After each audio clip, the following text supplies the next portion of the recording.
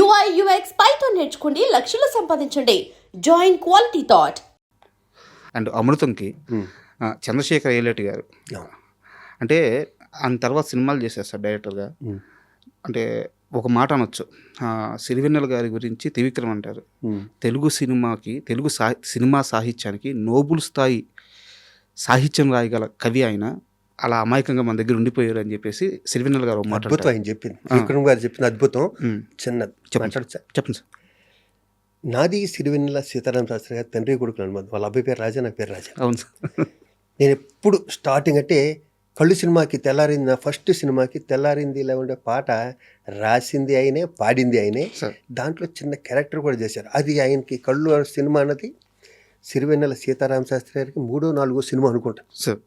కానీ లొకేషన్లో ఉండేవారు ఎప్పుడు. ఆయనకు అవసరం లేదు, లిరిక్ రైటర్కి లొకేషన్లో ఉండవలసిన అవసరం లేదు. మా ఎంవీరావు గారు, మీ గౌరవం అప్పుడప్పుడే పైకి వస్తున్న ఇది ఉంటుంది కదా, దానివల్ల ఇద్దరం కలిసి వైజాగ్ బీచ్లో నడిచినవి కానీ, ట్రైన్ జర్నీలు కానీ, నన్ను వాళ్ళ ఇంటికి తీసుకెళ్ళి, నన్ను రావు గారిని వాళ్ళ ఇంటికి తీసుకెళ్ళింది కానీ, వైజాగ్ దగ్గర అది ఏదో ఊరు సార్, ఒక 3-4 గంటల ప్రయాణం అనుకుంటా. దాని తర్వాత మద్రాసులో సీతారామ శాస్త్రి గారితో నా జర్నీ బోరు కొడితే, అప్పుడు సెల్ ఫోన్లు కూడా రాలేదు కానీ ఏదో పిపి ఫోన్లు ఉండి, బోరు కొడితే శాలిగ్రామంలో ఉండే వాళ్ళ ఇంటికి వెళ్ళేవాడిని. ఒక 3-4 నందులు వెనకాల కుర్చీ చేసుకుని ఆయన, డాడీ నాకు ఎప్పుడూ వస్తున్నాను నంది అడిగేవాడిని, ఈ నందులు నీయరా అనేవాడు. అలాగే ఆయన పద్మశ్రీ వచ్చాక నేను ఆఖరిసారి కలిసింది అయితే, మధ్యలో ఎప్పుడైనా కలవటం, తర్వాత ప్రపంచం గర్వించదగిందాక త్రివిక్రమ్ అన్నారా, ఆయన అన్నారే, అంత గొప్ప రైటర్ అయిపోయాక కలవటం తక్కువైంది. ఆయన పద్మశ్రీ వచ్చాక మార్నింగ్ వెళ్ళి టైట్ హగ్ చేసుకుని ఇద్దరం సార్, డాడీ అంటే రాజా అని ఓకే ఇచ్చి 10 నిమిషాలు ఆయన దగ్గర కూర్చొని వచ్చాను. అదే లాస్ట్ కలవటం సార్. అంటే అదే మీకున్న అనుభవం అది వచ్చేసి ఆయనతో నా జర్నీ ఏంటంటే అంత కొడుకులాగా సార్. అయితే నేను ఆ కంపారిజన్ ఎందుకు వాడానంటే, చంద్రశేఖర్ ఏలేటి గారి స్క్రీన్ ప్లే సార్ ఇంటర్నేషనల్ సినిమాకి కొలమానంగా ఉంటుంది ఆయన సినిమాలో. డౌటే లేదు. అతను చేసిన 13 ఎపిసోడ్లో అనుకుంటా అమృతం వేరే లెవెల్లో ఉంటుంది.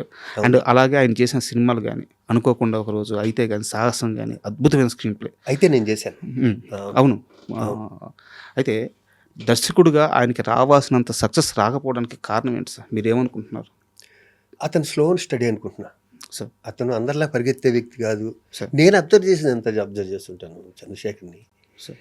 మ్యాక్సిమం ఒక 3 months అంతేగా, 13 ఎపిసోడ్స్ అంటే 4 3 months 4 months తర్వాత సినిమాలు కూడా వచ్చినాయి కదా. తర్వాత సినిమా కూడా ఒక సినిమా చేశాను. తర్వాత చాలా పద్ధతిగా ఉంటాడు, సైలెన్సు, స్లో అండ్ స్టడీ.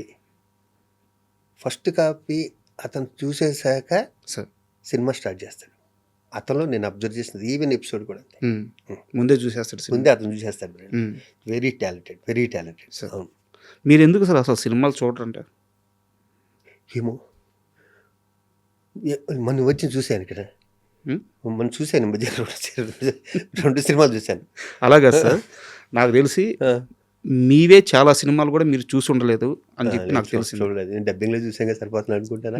ఇక ఎత్తుకో, నాకు అస్సలు ఈ ఫీల్డ్లో ఉండి సినిమాలు తక్కువ చూసినలో నేను ఒకటి. దీని మీద ఒక పెద్ద గొడవ కూడా జరిగింది ఒక మూమెంట్లో. ఎవరు, ప్రకాష్ రాజు, రవితేజ సముద్రం షూటింగ్లోనే. ఈడ అసలు సినిమాలు చూడడం ఎందుకో చూడను, దానికి వెళ్ళి మంచి సినిమాలు చూస్తాను సార్. ఇప్పుడు మనం ఒక ఎగ్జామ్ రాస్తాం సార్, మార్క్స్ అయితే చూసుకోవాలి కదా. చూసుకోవాలి. అంటే ఇప్పుడు మీరు సినిమా చేయడం అనేది ఎగ్జామ్ లాంటిది అయితే, తెర మీద చూసుకొని ఆడియన్స్ రియాక్షన్ అనేది మార్క్స్ లాంటివి. మీరు ఆ రియాక్షన్ నుంచి అవి పట్టుకోకపోతే లెర్నింగ్ అనే ప్రాసెస్ మీకు ఎక్కడి నుంచి వచ్చింది? సో మీరు అచీవ్ చేశారు, సక్సెస్ అయిపోయారు. సో ఎక్కడి నుంచో నేర్చుకున్నారు మీరు. అయితే మీరు చేసిన సినిమా నుంచో, లేకుంటే వేరే వాళ్ళు చేసిన సినిమా యాక్టింగ్ నుంచో మీరు ఏం నేర్చుకోలేదు. శివాజీ రాజా కెరీర్ స్టార్టింగ్లో ఫిల్మ్ ఇన్స్టిట్యూట్లో నేర్చుకున్నా సరే, ఎదిగే క్రమంలో ఎప్పటికెప్పుడు అప్డేట్ అవ్వాలి కదా. ఆ అప్డేషన్ మీకు ఎక్కడి నుంచి వచ్చింది? దీనికి ఎలా సమాధానం చెప్పాలి? ఎందుకంటే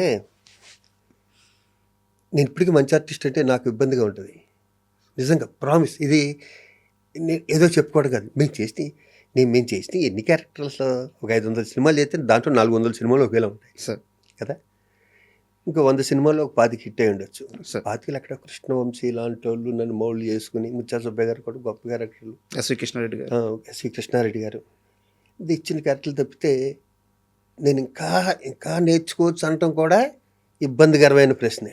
కానీ ఎప్పుడూ నేర్చుకుంటూనే ఉండాలి కదా. అలా అని నేను ప్రతి సినిమా చూడకపోవచ్చు కానీ నానా పాటేకర్ సినిమాలు మొన్న వచ్చి సూపర్ డూపర్ హిట్ అయ్యి 200 కోట్ల సైడ్ పరిగెడుతుంది సార్ మన హిందీ సినిమా. అవును. అది చూశాను నేను ఆ సినిమా. ఆ మంచి సినిమాలు మిస్ అవును.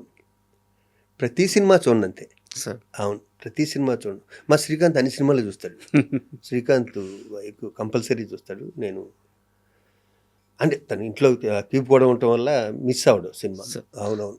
అండ్ కంటిన్యూటీగా వచ్చేలేకే ఒక ఫ్లో మిస్ అయింది సార్. అయ్యా అమృతం సీరియల్లో అంజీ క్యారెక్టర్ చేసిన గుండు హనుమంతరావు గారు సార్. ఆయన అంటే నేను కాస్త ఓపెన్గానే మాట్లాడుతున్నాను. ప్లీజ్. ఆయన కెరీర్ అంతా సినిమా పరంగా చూసుకుంటే వచ్చిన పేరు ఒక ఎత్తు అయితే ఓన్లీ అమృతం సీరియల్లో వచ్చిన పేరు ఒక ఎత్తు. అలాంటి పాత్రలో మీరు స్టార్టింగ్ నుంచి ఆయనతో కలిసి వర్క్ చేశారు. ఆ సక్సెస్ తీసుకునేటప్పుడు ఆయన ఆనందం ఎలా ఉండేది? ఎందుకంటే అంత పెద్ద సక్సెస్ ఆయన సినిమాల్లో చూడలేదు. చేశారు, చాలా క్యారెక్టర్లు చేశారు, బట్ ఇంత సక్సెస్ ఎప్పుడు సినిమాల్లో చూడలేదు ఆయన. ఎంత ఆనందంగా ఫీల్ అయ్యేవారు ఆయన? మా ఇద్దరు కాంబినేషన్ అలాంటిది సార్. హనుమంతరావుది నాది. విచిత్రం ఏంటంటే బయట కూడా మా ఇద్దరం అలాగే ఉంటాం సార్. బయట కూడా మా ఇద్దరు వెళ్ళి ఉంటానికి కారణం ఏంటంటే నా ఫస్ట్ పిక్చర్ కొలువులో యాక్ట్ చేశాడు తను. ఓకే. హనుమంతరావు న్యాచురల్గా ఫస్ట్ పిక్చర్ చేసిన ఆర్టిస్టులు ఉంటారు కదా, వాళ్ళ జర్నీ లైఫ్ లాంగ్ ఉంటుంది. వాళ్ళ జర్నీ ఎక్కువ ఉంటుంది. ఎందుకంటే ఫస్ట్ సినిమా కదా, అందరికీ కొత్త. అవును. కలిసి ఉంటాం. ఒక కొంచెం పెద్దగా ఏమవుతుందంటే కొంచెం ఒక 10 సినిమాలు చేశాక వేరే ఆర్టిస్టులు వచ్చినా కూడా కొంచెం దూరంగా ఉంటారు. రిలేషన్ ఇంత మెయింటైన్ అవ్వదు. నాకు ఫస్ట్ సినిమా చేసిన వాళ్ళందరూ ఇప్పటికీ ఫోన్ చేస్తుంటారు, ఉన్నవాళ్ళు మాత్రం. ఖచ్చితంగా సార్, ఆ ఫీల్ ఉంటుంది. అది హనుమంతరావు నాకు ఆ బాండ్ ఉంది ఫస్ట్ నుంచి. సార్ మీ ఇద్దరం బోల్డ్ అని సినిమాలు చేసాం. కృష్ణారెడ్డి గారి సినిమాలు ఒక 20 సినిమాలు చేస్తుంటాం మా ఇద్దరం కదా. మా ఇద్దరు ఆ బాడీ లాంగ్వేజ్ది, నాదేమో భీమవరం టైప్ ఆఫ్ టచ్, అతనిదేమో కృష్ణా డిస్ట్రిక్ట్ టచ్. చాలా సినిమాల్లో మా ఇద్దరితో ఉంటాయి. వాడితో చేయటం, నేను హనుమంతరావు చేయటం నేను చాలా కంఫర్ట్. అవునవును. అలాగే నా ఓన్ సీరియల్స్ అన్నింటిలో హనుమంతరావు చేశాడు. నా ఓన్ ప్రొడక్షన్ అన్నింటిలో హనుమంతరావు చేశాడు. అండ్ సినిమాల విషయానికి వస్తే సార్, కల్లు సినిమాతో హీరో అయ్యారు. హీరోగా సస్టైన్ అవ్వడానికి నాకు తెలిసి ఒక 4 నుంచి 5 సంవత్సరాలు లేదా ప్రయత్నించారు. కొన్ని ప్రయత్నాలు అయితే చేశారు మీరు. బొబ్బిల్ రాజా తర్వాత మీరు ఒక సపరేట్ ట్రాక్ తీసుకున్నారు. అంటే ఒక పెద్ద సక్సెస్ వచ్చింది బొబ్బిల్ రాజాతో ఆర్టిస్ట్గా, అంటే హీరోగా కాకుండా ఆర్టిస్ట్గా పెద్ద సక్సెస్ వచ్చింది. నిజానికి ఆ సక్సెస్ రాకుండా ఉంటే బాగుండేదే. ఇది చాలామంది అన్నారు ఈ మాట. ఇది చాలామంది అన్నారు మాట. కొత్తలో చాలా గ్యాప్ తర్వాత మీరు అంటున్నారు అన్నమాట. నాకు తెలిసి మీడియాలో ఎక్కడ నేను వినలేదు. మీ తోటోళ్ళు చాలా మంచిగా వచ్చినది. మీరు ఇక్కడ గుర్తుపెట్టుకోవాల్సింది ఏంటంటే, శివాజీ రాజా అన్న వ్యక్తికి బ్యాక్గ్రౌండ్ లేదు సార్. మా ఇంట్లో ఎవ్వరు సినిమా ఫీల్డ్కి సంబంధించిన ఒక్కరు కూడా లేరు. తెలియదు కూడా వాళ్ళకి, సినిమాలు చూడటం తప్పితే. నేనేదో అటు ఇటు తిరిగి ఏదో వర్కౌట్ కాకిట్టు వచ్చిన బాబతులో నేను ఒకరిని. చదువు అబ్బక దబ్బగా అల్లరి చిల్లరగా తిరుగుతూ ఏదో ఒకటి దొరుకుతుందా అని పట్టుకున్న తాడు దొరికింది ఇక్కడ. ఇలాంటి టైంలోనూ కొంచెం ఫైనాన్షియల్ ప్రాబ్లమ్స్ ఉంటాయి. నేను హీరో కళ్ళు తర్వాత నేను 8 నెలలు వెయిట్ చేశాను. వెయిట్ చేశాక హీరోగా ఛాన్స్ వస్తుందని. గుడ్డోడి సినిమాలు ఎన్నో వస్తాయి, 10 ఏళ్ళు కూడా వస్తుంది అంతే. నేను మళ్ళీ ఆ సినిమాలో నేను కళ్ళునే ఉండు కాబట్టి ఒక ఆర్ట్ ఫిల్మ్ ఏదైనా తీద్దాను, భారతీ రాజా గారి దగ్గర నుంచి కవర్ వచ్చింది. కానీ పక్క వాళ్ళు ఎవరు ఏమన్నారంటే, దానికి నాకు తెలిసింది, ఇంతవరకు నువ్వు వేరే లాంగ్వేజ్ నుంచి తీసి రీమేక్ చేయలేదు కదా, ఇది ఎందుకు చేస్తున్నావు అంటే సినిమాకి పోయింది. లేకపోతే ఆ భారతీరాజు గారి సినిమాలో చేసేవాడిని క్యారెక్టర్. రెండోది ఏంటంటే, నెలొచ్చే రోడ్డుకి మెస్ బిల్ కట్టాలి, ఇంటర్నెట్ కట్టాలి, బండిలో పెట్రోల్ పోయాలి కదా. ఇవన్నీ సక్రమంగా జరగాలంటే వచ్చింది క్యారెక్టర్ వచ్చినట్టు చేయాలి. నేను అప్పటికి గాంధీరాజు గారు నాతో విధాత అని సినిమా తీశారు, హీరో. కానీ దాని తర్వాత కూడా హీరో వచ్చింది. రాఘవేంద్రరావు దాంట్లో ఒంటరి పోరాటంలో విలన్ చేశాను నేను. ఎక్కడో క్యాప్ వచ్చేది ఆ హీరోకి విలన్కి మధ్యలో. అంతవరకు నేను కామెడీ క్యారెక్టర్లు చేయలేదు. రామానాయుడు గారు సురేష్ ప్రొడక్షన్స్కి రమ్మని చెప్పి, ఈ మెయిన్ క్యారెక్టర్ బొబ్బిల్ రాజులోను శివాజీరాజుతో ఏందామంటే, అప్పుడు ఈవీవి సత్యనారాయణ కూడా డైరెక్షన్ డిపార్ట్మెంట్లో ఉండేవాడు. మన నాయుడు గారి దగ్గర ఓ సినిమా కూడా అశోక్ కుమార్ ఏదో డైరెక్ట్ చేశా, ముందు అనుకో తెలీదు. నన్ను పెట్టారు. పెట్టాక నాకేమవుతుందంటే, అక్కడ నాకు ఇమిటేషన్ రాదు. ఇంకొకరిని ఇమిటేట్ చేయటం అయితే అది ఒక కళ, సపరేట్ కళ. అది అవునవును. నాకు అది రాదు. అది రాకపోవటం వల్ల మేమంతా ఒకేసారి వచ్చాం, బ్రహ్మానందం మేమందరం. వాళ్ళు సుధాకర్ మాకన్నా సీనియర్, సార్ వాళ్ళు బ్రెయిన్లో సుధాకర్ ఎవడో ఉంటాడు ఆ క్యారెక్టర్ కదా. నేనేం చేసినా సుధాకర్ చేస్తాడు, అలా చేయడం అలా వచ్చేది కదా నాకు. అబ్బా అది చాలా ఇబ్బంది కూడా కదా ఆర్టిస్ట్. చాలా ఇబ్బంది. ఎందుకంటే ఇప్పుడు నా బ్రెయిన్లో నా ఓన్ పర్సనల్ నేను ఒకరిని పెట్టుకుందాం అనుకున్నా, మిమ్మల్ని ఇంకోళ్ళు పెట్టాను, నాకు ఆడు కనిపిస్తుంటాడు.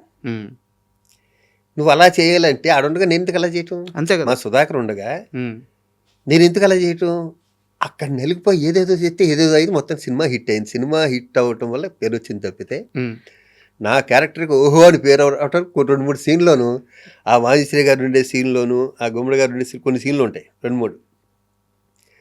వెంకటేష్ బాబుకి విపరీతం టైం, కామెడీ టైం, దాంట్లో కుట్టుకుపోయి పేరు వచ్చింది. దాని తర్వాత ఒక హీరోగా 7 సినిమాలు చేశాను, కామెడీ సినిమాలు. ఒక 100 సినిమాలు అలాంటి ఇది కోటా కొడుకు, వీడు మంచోడే కానీ విలన్ బుద్ధులు ఉన్న బుద్ధులు, క్లైమాక్స్లో రివర్స్ అవుతాడు, ఎవడు వచ్చింది సోహన్ బాబు గారి కానీ బుల్రాజులు కానీ అన్నీ ఒకటే క్యారెక్టర్లు వచ్చినాయి. అవును, అప్పుడు ఏమైందంటే ఫైనాన్షియల్గా సెటిల్ అవుతాం కదా బిజీలో. ఆ సెటిల్ అయ్యాక మళ్ళీ హీరోగా చేయడానికి వచ్చినాయి 10 years. నేను మళ్ళీ హైదరాబాద్ 93 మద్రాసు నుంచి 10 years నుండి ఇక్కడికి వచ్చాం కదా.